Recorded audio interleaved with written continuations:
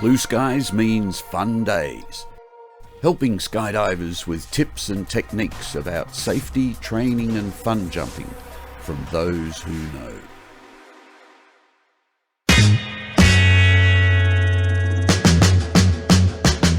Welcome to Blue Skies Fun Days. I started thinking this segment on photographic legend Mike McGowan would be a little bit profile and a little bit on videography.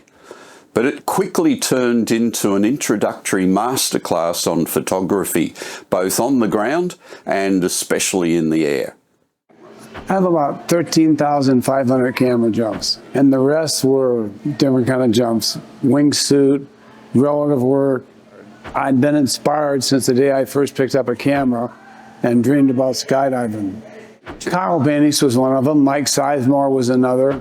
Norm Kent was big then too when I first started out. They all kind of gave me to aspire to be like them, get those cover shots and centerfolds. Okay, my first photography was with a handheld camera. And I just jump out and I'd put the camera up to my eyes, take a picture, cock it, fly back into position, take a picture, cock it, and fly back into position. Reasonable results for what I was shooting with. You know, it was a Petrie 7S black and white film. But the covers started coming when I was in Texas. And I finally got good enough in Freefall that I thought I could put a camera on my helmet. Well, I've done TV commercials and documentaries of different boogies, which is always a challenge. Because you not only have to shoot it, you have to edit it. And then, as you know, editing is no fun.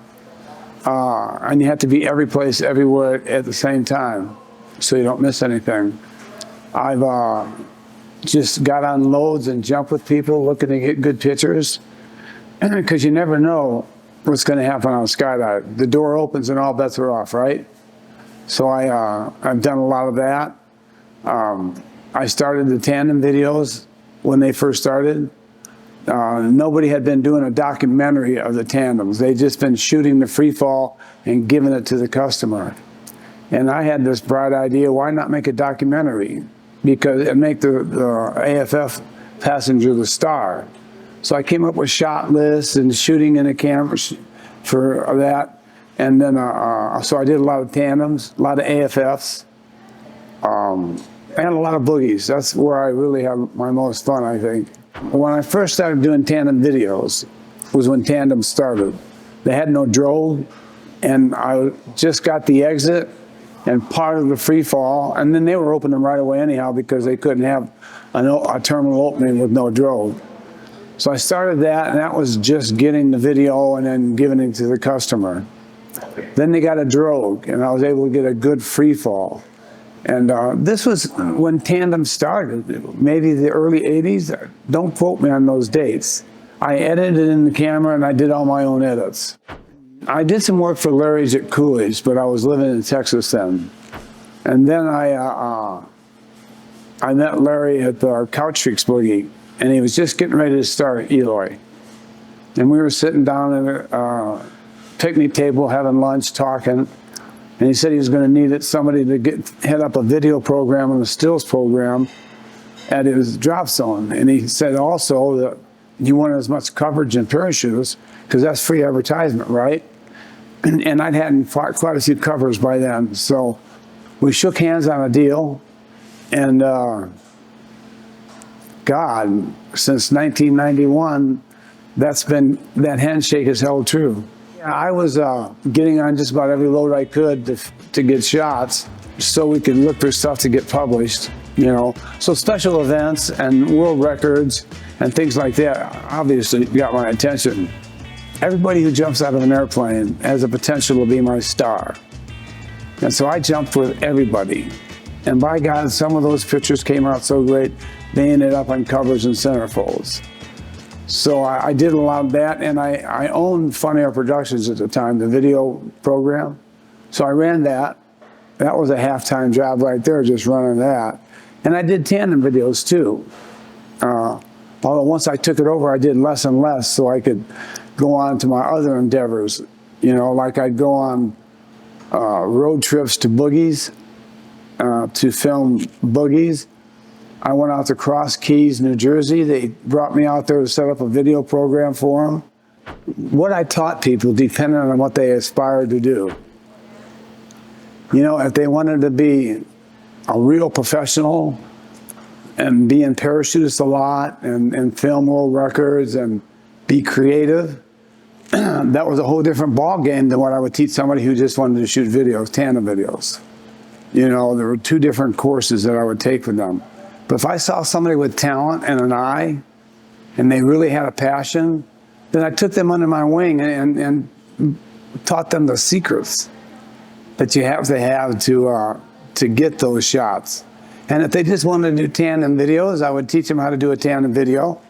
And then on occasion, I would get in there and check their videos out, monitor it, make sure they weren't slipping, and help them get better. You know, sometimes the videographers will say, oh my God, McGowan's going to look at my video, and they get all nervous. But little did they realize I was there to help them, so they could get better. Unfortunately, some people think good enough is good enough. That don't cut it in my ball game. Good enough is never good enough. Outstanding results come from outstanding efforts. There's no way of getting around that. And if you put in mediocre efforts, mediocre results are all you're going to get.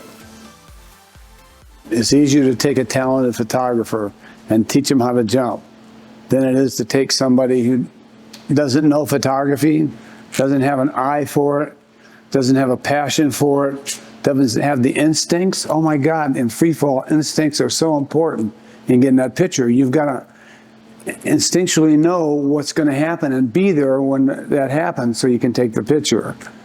And you can't teach that to people who don't have those basic skills. I can teach a person how to do freefall photography, and as long as they know, have that passion and that instinct, and get them up to speed in no time. Oh my God, the photographers now are going to hate me for what I'm about to say. But I found it to be true for myself, and I found it to be true for people who really developed and excelled as a freefall photographer. Myself, personally, I made 1,000 relative jumps before I put a camera on my helmet. My thoughts were that if I was thinking about getting to where I needed to be and having to concentrate on that, my mind was not available for composition, instinctual being there when the picture's going to be ready, and stuff like that. So the more jumps you can make without a camera, learning how to fly your body, the better off you are. I would say don't even be bothered with a camera until you have a minimum of 500 jumps. And then if you're reasonably good, you'll know how to get to where you need to be without thinking about it. So that leaves your mind available to think about composition, what's happening in that dive and what's about to happen, lighting, and where the sun is, and stuff like that. That's so important, so important. Otherwise, you're just a camera pointer. You've got to know how your sensor reacts to light. You got to know what lens to use and which lens for which occasion, you know. You have to be able to shoot manually, pick your f-stop and your shutter speed, because you know what you want to do with your f-stop. You can either blow the background out or make everything in focus. I don't like to make everything in focus because it makes a flat picture. So you need to know about those kind of things. So your f-stop and your shutter speed. You don't want to shoot a faster shutter speed than you need to because you're wasting f-stop. But you don't want to shoot a slower shutter speed because you'll get motion blur. So you got to find that key point.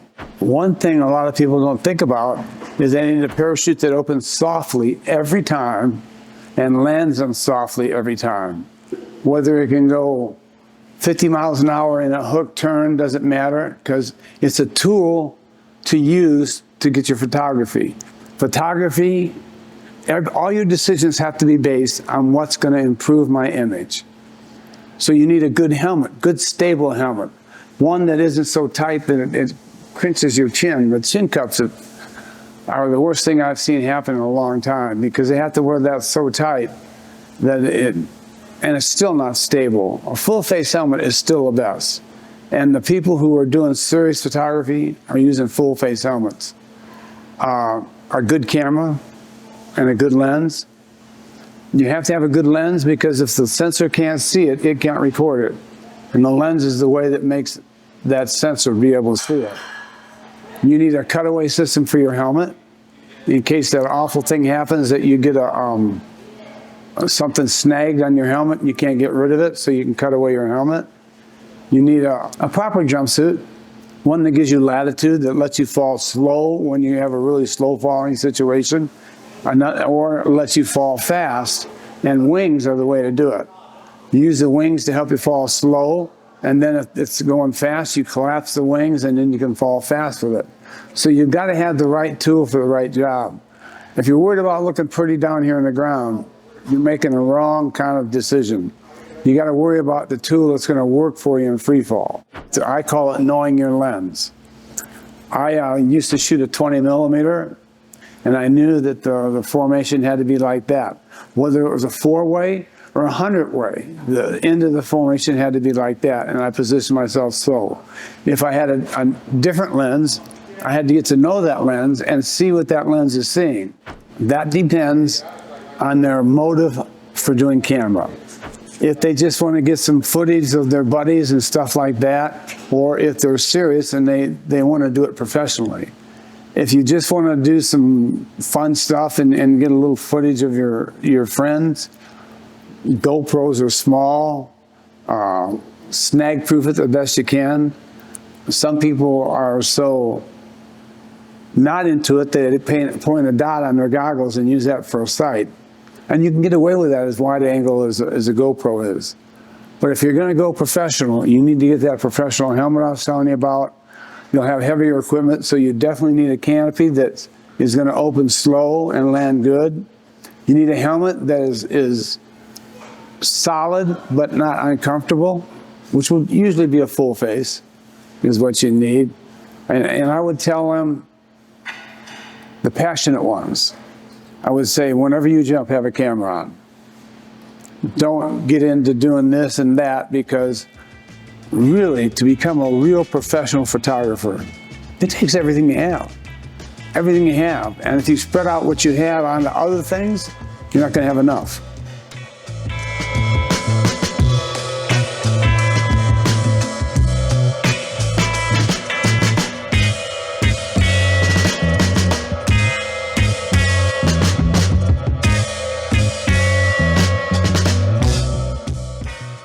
Having retired from jumping, Mike still tutors evolving videographers and shoots inspiring character studies within our skydiving family.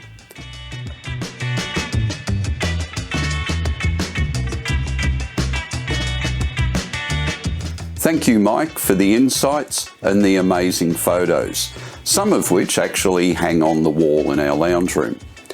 See you all next time on Blue Skies Fun Days.